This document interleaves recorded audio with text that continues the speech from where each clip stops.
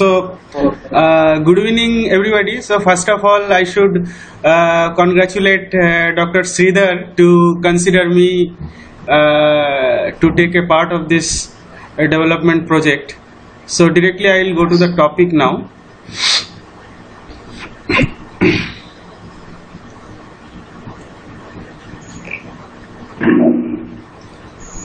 Basically, this slide I used to, this I prepared for the brief introduction of this about SARS coronavirus. So with that I have added few slides.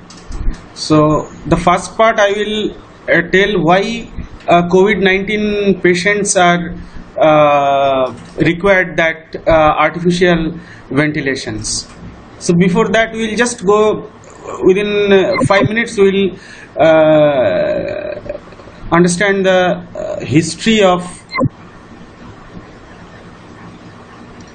So this is the okay. So this basically this SARS is a contagious and fatal respiratory disease which was first appeared in China in 2002, and slowly it's become epidemic.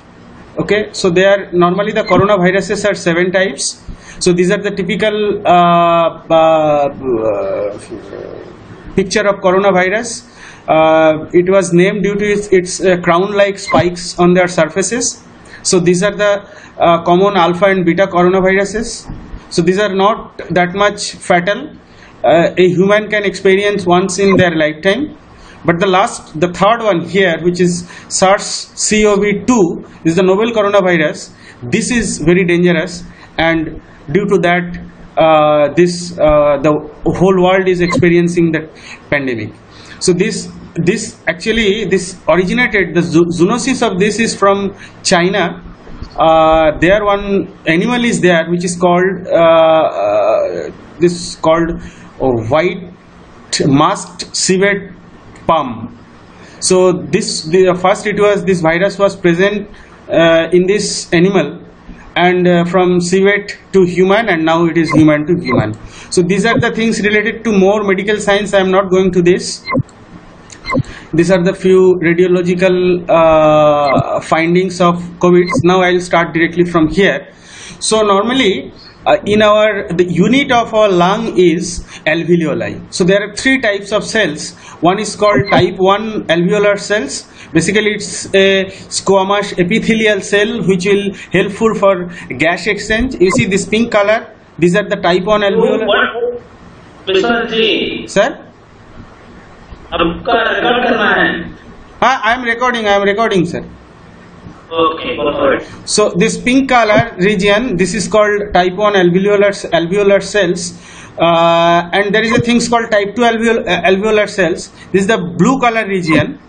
So basically this this blue color region basically excrete a fluid called pulmonary surfactant. Another type of cells are there which is called alveolar dust cell. It's a movable macrophages which will remove the dead cells. So you know the macrophages are very important cells for human immunity. So these are the this is the again enlarged picture. So this is my type 1 alveolar cells, and this is type 2 alveolar cells. We are more concentrate about this. Why I will tell you. Now you see here simple, whenever the carboxygenated blood is coming here, so your carbon dioxide entering here, and when you are inhaling, your oxygen is entering here, then there should be carbon dioxide should come here and oxygen should go there. So this type 1 cell, it will help for that gas exchange. Okay. So now you see this type 1 cells are very flat epithelium cells. This is a flat epithelial cells. So it is very easy for gas exchange. So O2 will come here and CO2 will go here.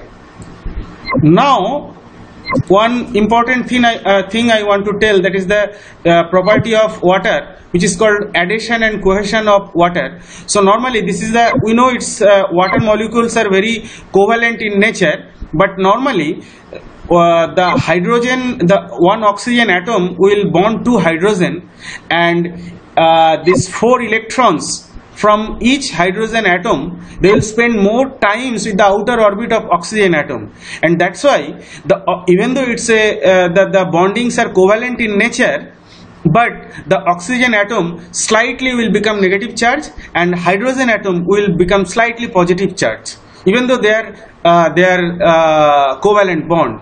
And due to that nature, hydrogen atom normally will attract the oxygen atom, which is called adhesion and cohesion of water. Now you see, this is a unit of lung which is called alveoli, and this the lumen of the alveoli, the blue color circles, it is lined with water molecule. As I told, due to that surface tension and the cohesion adhesion of water, what will happen, this all water molecule, they will attract each other. Okay, so this, if only water molecule is there at the liner of the alveoli, so the alveoli will try to collapse. Now this AT2 or the type 2 cell, it will excrete the pulmonary surfactant. Okay, so basically that will break the intermolecular bonding of water. You see, now this pink color triangles represent the pulmonary surfactant. So what will happen, this will break the surface tension of the water, and this will help to bring the alveoli, it will help to maintain the alveoli to work its normal action. So if it is not there, then the alveoli, due to the intermolecular attraction, the alveoli will collapse. Okay, so in that SARS-CoV-2, that virus basically will damage the type 2 alveolar cells, and it will stop to excrete the pulmonary surfactant, and due to that reason, slowly the alveoli will try to collapse, and it will lose its normal action, and due to that reason, the COVID-19 infected patient need artificial respiratory system. Okay, now I'll come directly to the type of artificial respiration. So first type is called intermittent positive pressure ventilation, which is called IPPV. So here few terms I will use, that is, one is called PAO. Basically that is the airway opening pressure. This is the pressure at the access point of the patient's airway, like your nose, mouth, and all the trachea, all these things. So when this pressure exceeds the alveolar pressure, the gas, the oxygen and the high pressure gases, it will tend to move the lower pathway, and it will open the alveoli, and the respiration will start. Okay, so normally if you see the graph, there is a term I have written, it is positive end expiratory pressure, which is basically this will maintain a slightly higher pressure than the atmospheric pressure. So that means the oxygen will be filled with all airway passages of lung. Okay, lung and your upper respiratory tract. Okay, after that, using some mechanism, if you create some positive inspiratory pressure, so your alveoli will inflate. Again you release that pressure, your alveoli will again contract. So you see, this is now first the method is, first you fill the entire respiratory trackway with the pressure which is designated by this PEEP, and then you increase the pressure to go up to this peak, and then again release and maintain this. And if you are able to do this, if you are able to maintain these things artificially, so you will achieve the artificial respiration. Now these are the other two things, which is called this is called intermittent intermittent negative pressure ventilation. So it is always the pressure maintained at a baseline which is equivalent to atmospheric pressure, and then just opposite of that, the negative inspiratory pressure will be applied and the same action it will continue. Okay, so this is called INPV. So here the negative alveolar pressure is applied.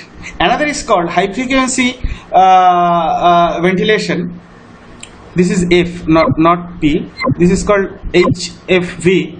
So here a predefined baseline will be selected, and like a high frequency, this on off will take place. Normally, typically it should be higher than 150 Hertz. But in normal, if you take the statistics of this artificial respiratory system, so people normally they will use this IPPV. So we will also try to concentrate on that. Now try to understand the concept simply. Let us I am assuming the alveoli as a balloon, and there is two pathway.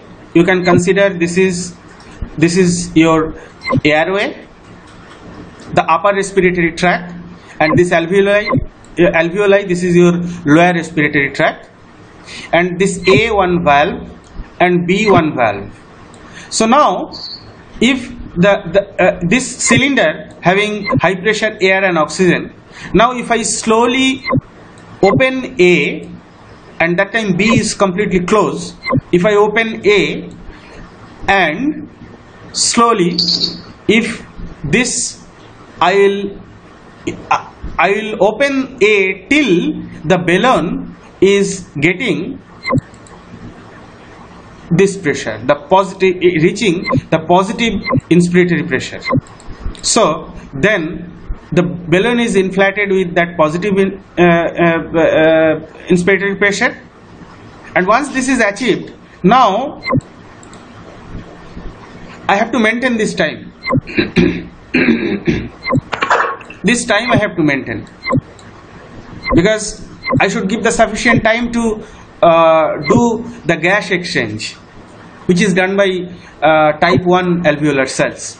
And after that I will close this. Already this valve, once the positive inspiratory pressure is reached, the valve A, the valve A is closed, and after that predefined duration, if I open the valve B, the balloon will started to deflate.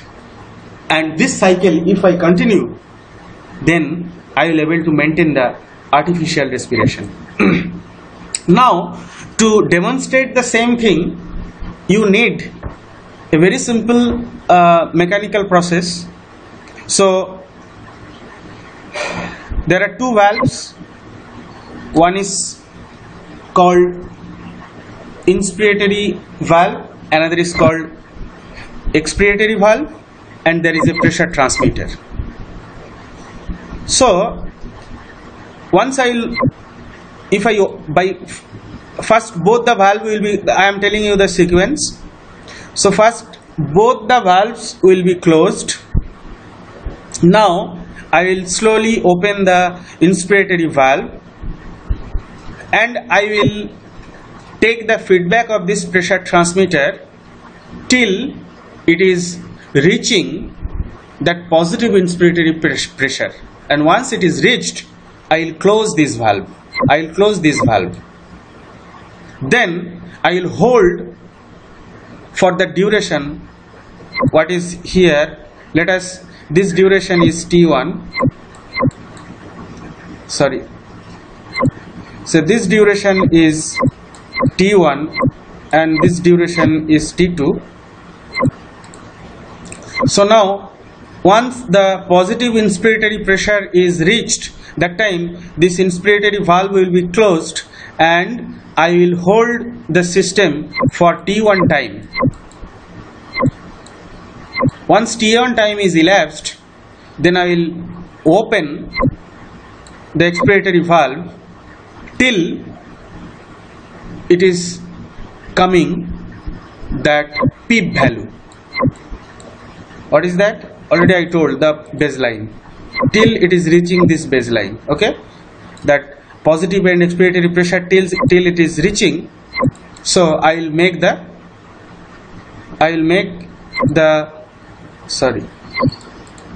I will make the valve, the expiratory valve open, and once it is reached, then I will hold the system again for T2 and I will repeat the cycle. So if you are able to maintain it, so the simple way I can able to demonstrate the artificial respiratory system. So if you see broadly, grossly, so but when you are seeing the system, it is looking very simple, but in practice when you will be able to implement it, it is not that much easy. There are a lot of medical terms also. Adi is in line. Adi are participating this meeting. Adi. Okay. So as we are thinking that this is so simple, but when we will be making this as a product, so lot of things are to be considered. There are mechanical part, lot of chemistry, then physiology, anatomy, all these things are involved. So this is a very simple way. So first we will proceed, we will make a system, this using this. So we need 2 solenoid valves, 1 pressure transmitter. The range should be atmospheric pressure to that positive inspiratory pressure. There will be a balloon, some T and Y joints, and one cylinder and 1 controller. So once we are able to demonstrate it, then we will slowly we will go in details and we will modify it. So this is all about the brief. So 1 minute. So now I will engage some of my student. Basically I will segregate it. So for one student I will involve completely in anatomy. So I will suggest you to follow this book. Actually I follow this book during my medical radiography and imaging technology. I followed this book. So for this is the part 1. This book is part 1. This is upper limb and thorax, volume 1, Human Anatomy by B.D. Chaurasia. My wife taught me this book. So I think chapter 13 is the lung, I think. 1 minute. Sorry, chapter 16 is the lung. So this book somebody should, it is downloadable also. So a lot of I think Adi is there, na? Adi? He's not listening. So I will segregate the job accordingly. So first immediately we will make a small prototype for the demonstration, and after that, once this simple mechanism is established, then one by one I will involve some people, some of my students, to do part wise, and we will modify this. So this is all about today's discussion. So I am stopping the recording.